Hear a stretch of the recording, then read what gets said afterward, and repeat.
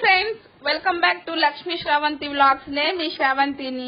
ఈ రోజు మీకు రాగి పిండితో ఉప్పుడు పిండి ఎలా తయారు చేసుకోవాలో చూపించబోతున్నాను. స్టార్ట్ చేద్దామా అయితే ఎలా తయారు చేసుకోవాలో. ఇక్కడ నేను 1 కప్పు రాగి పిండి తీసుకున్నాను. 1 కప్పు రాగి పిండిలో కొంచెం సాల్ట్ వేసుకున్నాను. సాల్ట్ వేసుకున్న తర్వాత వాటర్ తో మిక్స్ చేసుకోవాలి. ఎట్ ఏ టైం ఎక్కువ వాటర్ పోసుకోవద్దు, కొంచెం కొంచెం యాడ్ చేసుకుంటూ కలుపుకోవాలండి. పిండి ఇలా తడి పొడిగా కలుపుకోవాలి, ముద్దగా కలుపుకోకూడదు. సో అలా కలుపుకున్న తర్వాత నేను పక్కన పెట్టేసుకోవాలి. స్టవ్ ఆన్ చేసుకొని ప్యాన్ పెట్టుకొని ఒక 2 టేబుల్ స్పూన్ ఆయిల్ వేసుకొని ఆయిల్ ఫ్రై అయ్యేటట్టు చేసుకోవాలి. ఇది చాలా బలం అండి, పిల్లలకు కానీ పెద్దలకు కానీ అండ్ ఓల్డ్ ఏజ్ వాళ్ళకి అందరికి చాలా బాగా హెల్ప్ అవుతుంది. ఎముకలకు ఇది చాలా బలాన్ని చేకూరుస్తుంది. ఆయిల్ కూడా హీట్ అయింది. దేంట్లోకి 2 ఎండుమిరపకాయలు వేసుకోవాలి. రాగి ఉప్పిడి పిండి అనేది కొంచెం కారంగా అండ్ కొంచెం తీయగా ఉంటుంది. సో అందుకని మనం పోపు కోసం 2 ఎండుమిరపకాయలు వేసుకోవాలి. 2 ఎండుమిరపకాయలతో పాటు ఒక 1/2 టీ స్పూన్ జీలకర్ర కూడా వేసుకొని కొంచెం కర్రీ లీవ్స్ వేసుకొని 3 వేసుకొని బాగా ఫ్రై చేసుకోవాలి. ఫ్రై అయిన తర్వాత మనం తీసుకున్న రాగి పిండి వేసుకొని ఫ్రై చేసుకోవాలి. ఇది ఒక 5 మినిట్స్ 6 మినిట్స్ పడుతుంది ఇది ఫ్రై అవ్వాలంటే.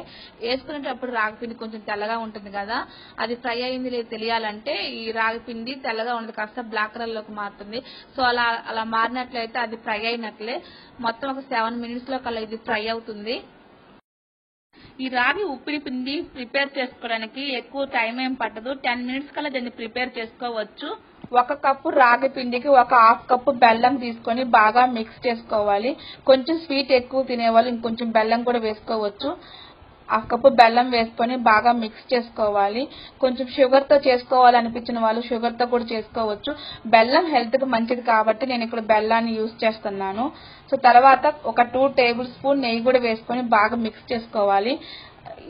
నెయ్యి వేసిన తర్వాత మంచి టేస్ట్ వస్తుంది. ఫైనల్ గా కొంచెం ఇలాచీ వేసుకొని ఒక 2 మినిట్స్ ఫ్రై చేసుకోవాలి. అలా ఫ్రై చేసుకుంటే ఇది ఇంకా రెడీ అయిపోయినట్లే. ఇది చాలా మంచిది కదండి, సో దీన్ని మిస్ చేసుకోకండి. మీరు కూడా మీ ఇంట్లో ట్రై చేయండి, చాలా బాగుంటుంది రాగి ఉప్పిడి పిండి అనేది.